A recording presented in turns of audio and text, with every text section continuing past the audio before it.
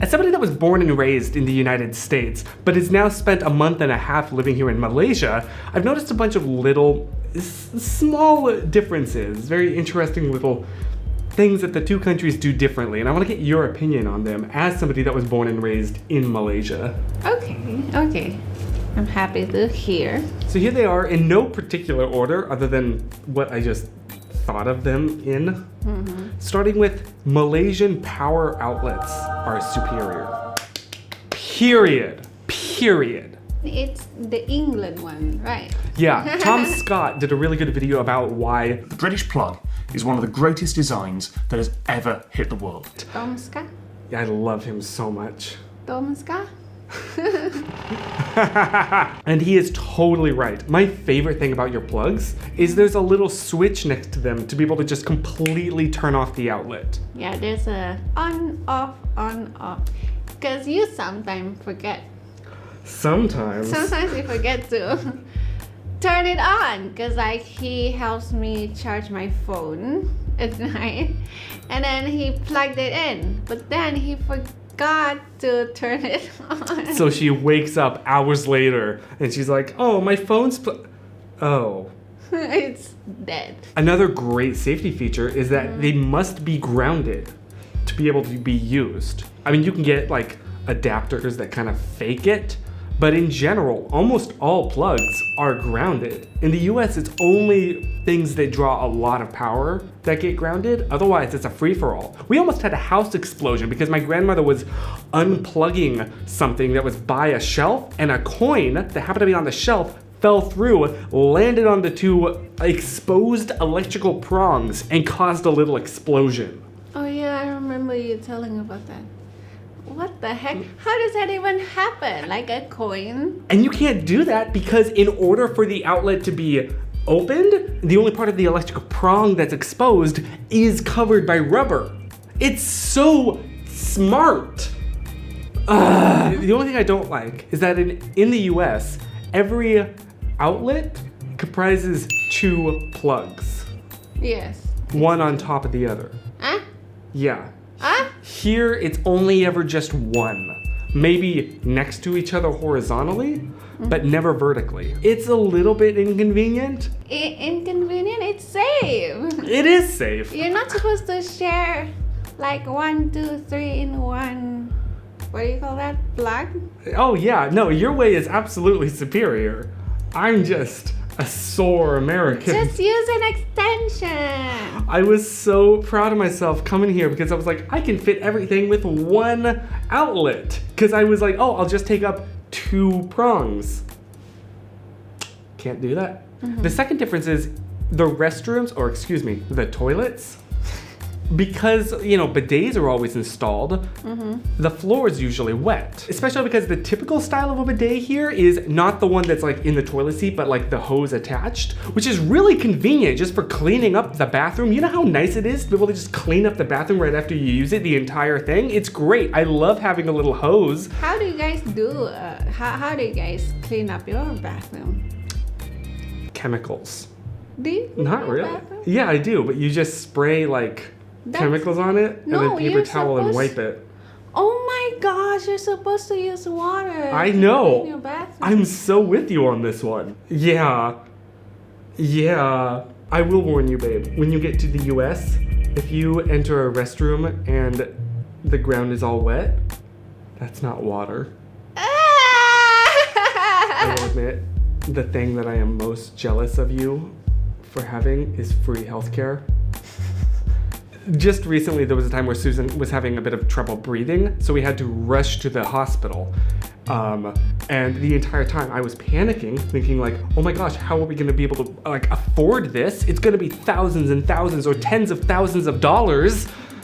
I mean, we paid 2 ringgit for... Jeez Louise. For the US, fee. that's 50 cents. But for citizens. Yeah, oh yeah, I don't have it, which is fair. I haven't been paying taxes here my entire life. But, I mean, if you still need to go to the hospital or the clinic, you probably have to pay like 40 ringgit for foreigners. That's still nothing. I feel so much safer here because of it.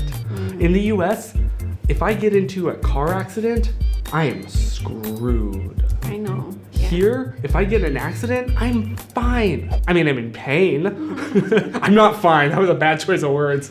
But I'm not financially ruined for the rest of my life. Yeah, for like big surgery or something, you still need to pay. But it's not as bad. It's not 5 or 6 digits. When I had my thing, $600. Oh, you don't have it anymore. No, it went away. $600 just for a vial of medicine. You kidding? I told the person I cannot afford this and I'll have to just go without. And the guy said, oh, no worries, and marked it down to $40. He was like, it's just arbitrarily priced. They can do that? They can do that. They can So set the that price means- whatever they want. That means they did it on purpose. Yep. How's that legal?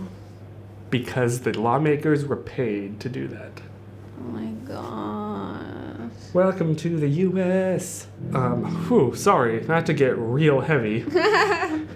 Lifting up a little bit. You know what's just an interesting cultural difference is cash is so much more prevalent. Well, like in the U.S., forget coins, I never carry cash at all. Like my everyday carry is my phone and a wallet attachment on the back that has What? my ID, my tap card. What if you go to a flea market?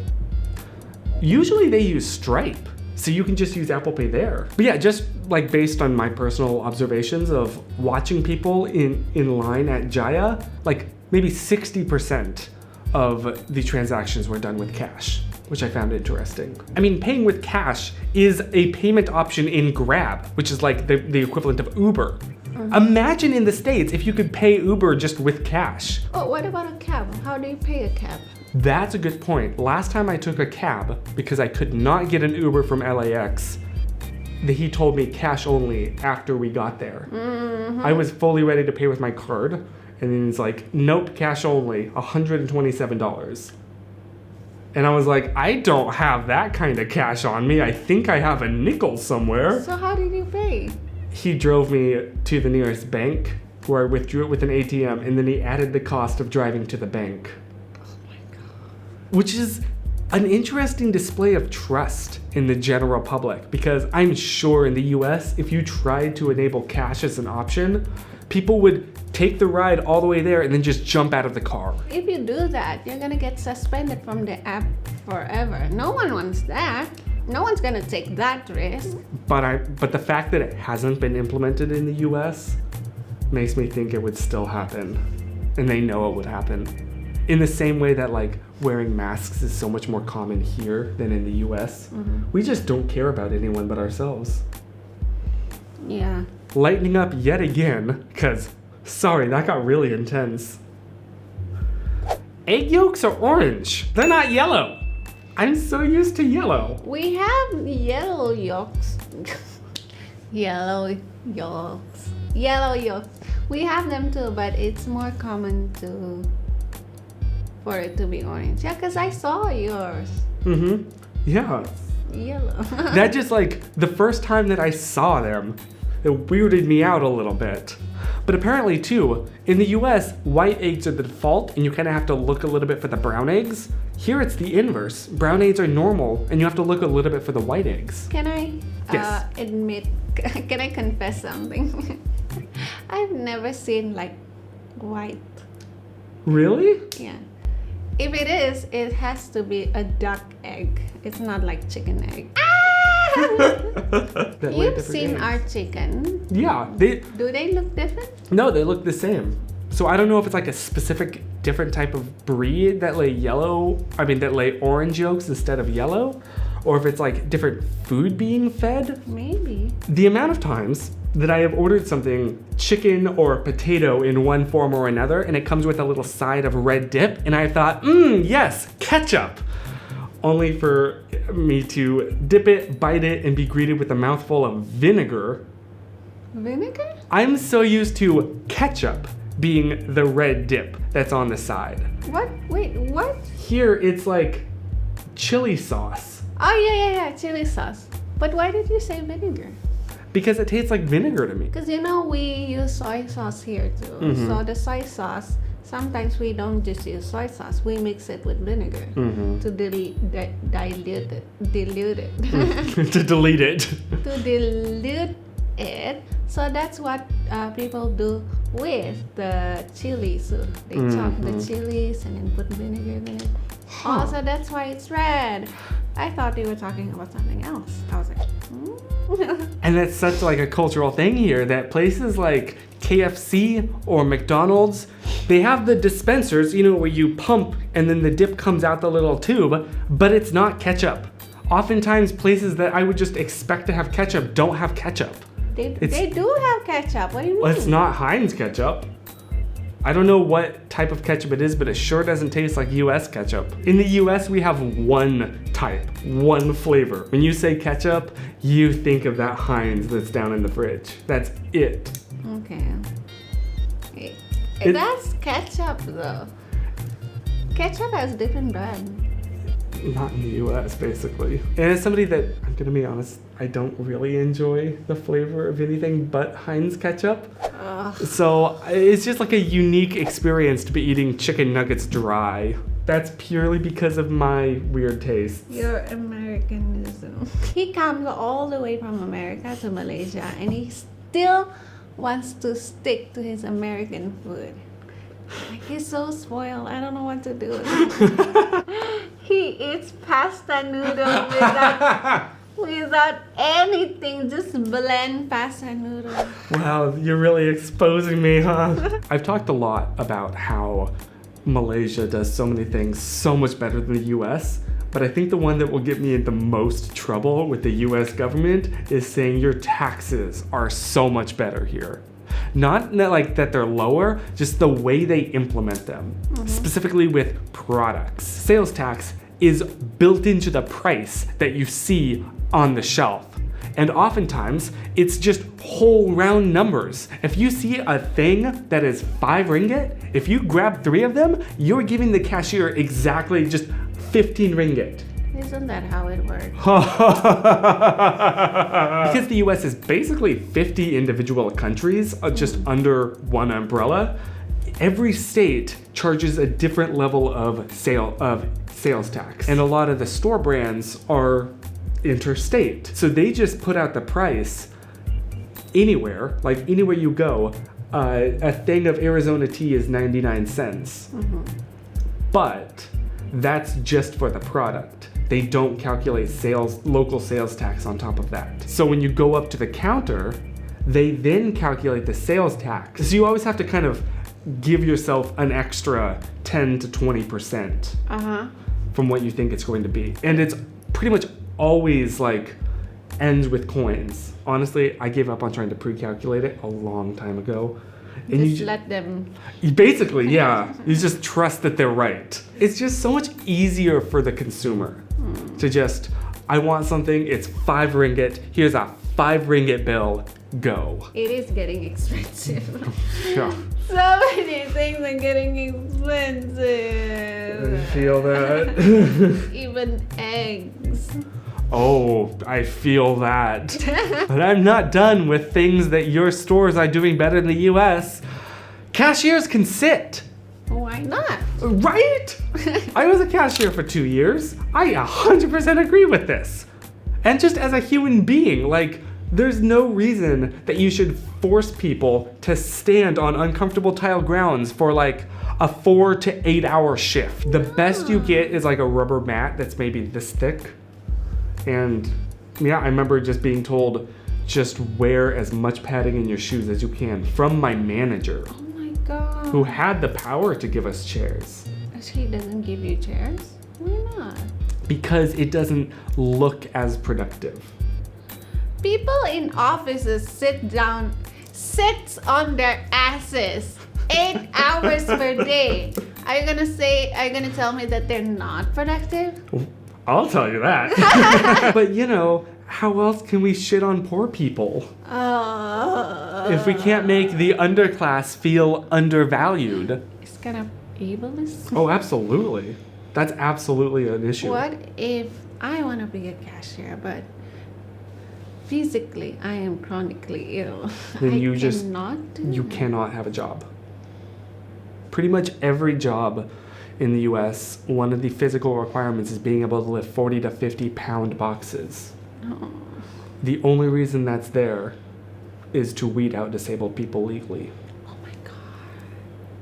That's horrible. As a cashier, you're never gonna lift a 50-pound box. It's just legally they can't say no disabled people here or nobody like that has any physical ailment whatsoever, but they can say you have to be able to lift this. That's so stupid. It's just like how the US, many places you can get fired because you take public transport to work. Ah? Yeah, Why? because the bus could break down. But if you have your own car, it's not like cars ever break down. It's just a way, Oh my that's just to weed out God. poor people. What the heck? Yeah. Not everyone has a car. Yeah, exactly. So therefore they only get rich people applying to the stores because we only want to deal with rich people. If you're rich, you don't need that job. Yeah. I'm with you. That's why in the US there's such a that's why in the US is such like a teenage car culture because you have to have one when you're young. It's gonna sound really rich coming from an American. But in expensive stores like jewelry stores, the security guards have guns. But not just any guns, shotguns! I grew up in North Carolina. I'm used to seeing people walking around with guns, but they're almost always pistols on the side, which is intimidating enough. It's the M16, I think. There was an incident last time we were at the mall and I was using the restroom and I go to wash my hands and for a split second, all my mind thinks is there's a guy in front of me with a shotgun on his back. It's because he was one of the guards and he was washing his hands after peeing. Oh. But I just panicked because I saw a shotgun in the restroom. The weird thing is there's never like a shooting in Malaysia.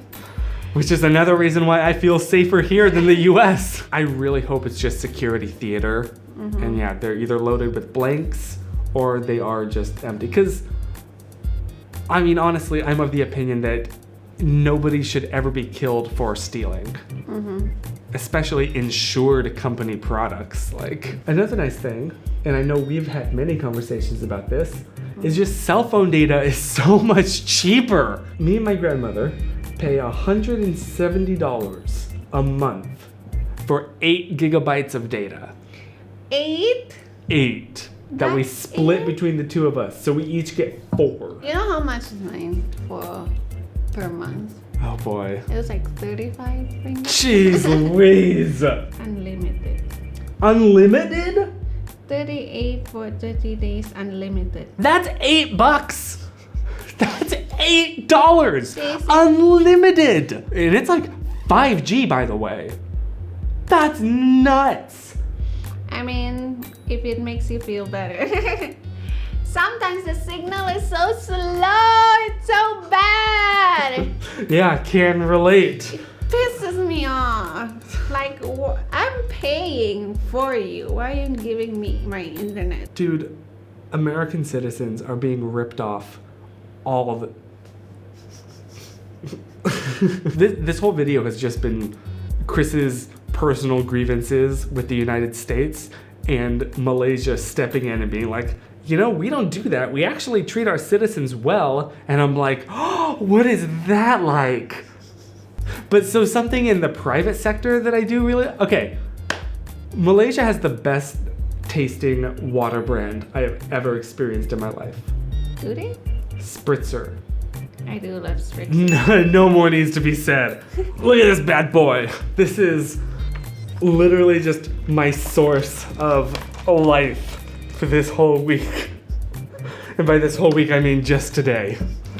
I drink a lot of water. Yeah, you do. It is kind of expensive though. But it is the definition of a light, airy tasting water. Yeah, it tastes like nothing. in your Exactly. mouth. It's not like murky or We like, tested it. You know that when you drink it tastes like Oh, and it's heavy, and it's like you don't want to swallow it.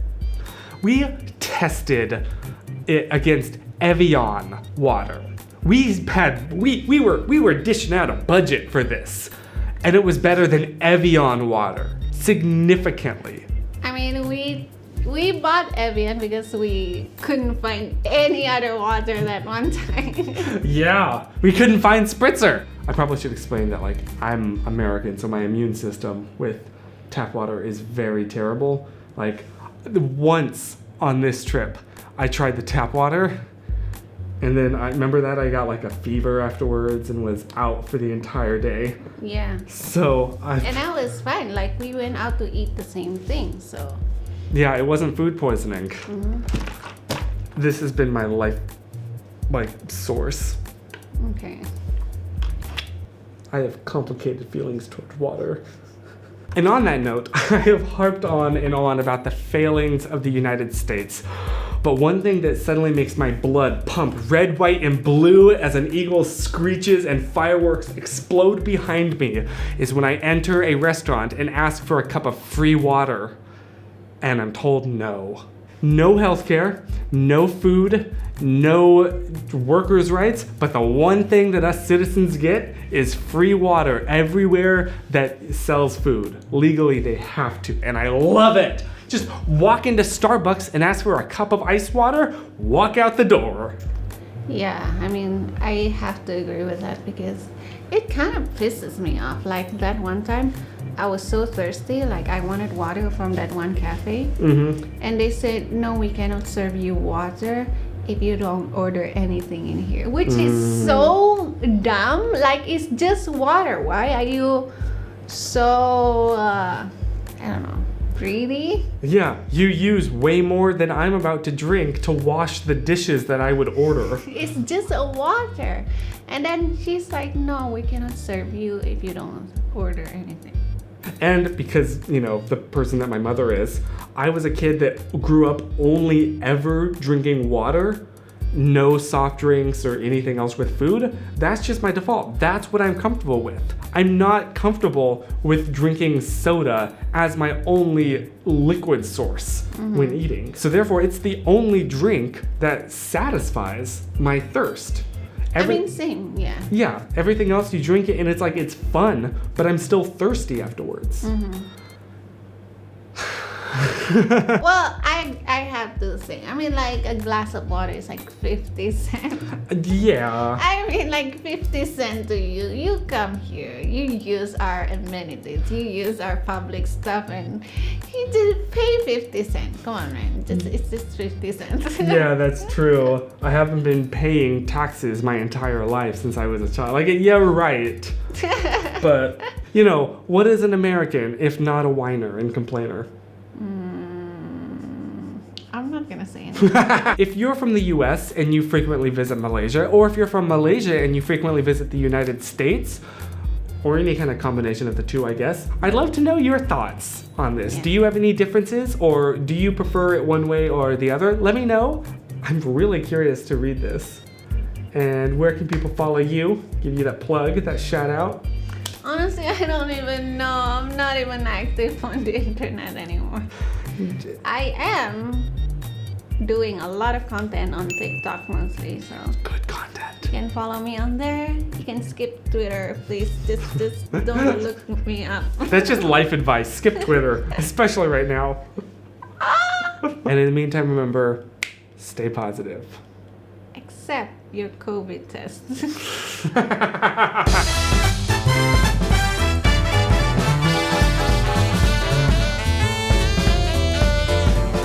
So if anyone wonders if I can speak Malay yet, no, I'm not that smart. Yo, Duolingo, please add Malay to your app. Thank you.